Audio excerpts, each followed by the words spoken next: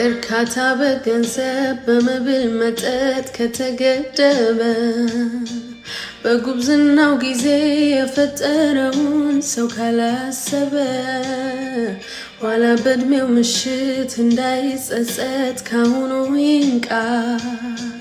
የተፈለገበትን ምክንያት ያግኝ ቀኑ ሳያበቃ።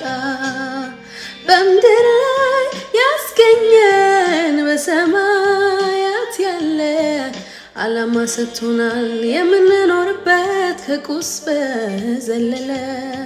ሁሉም በየድርሻው በተሰጠው ስራ ለመፈጸም ይሩጥ የአምላኩን አደራ። ለምንድነው የምንኖረው እስትንፋሳችን የሚቀጥለው? ዘመን ሲጨመር በእድሜያችን ላይ ለሰራን ጌታ እንድንሰራ አይደል ወይ?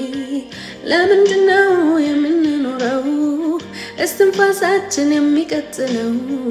ዘመን ሲጨመር በእድሜያችን ላይ ለኖረ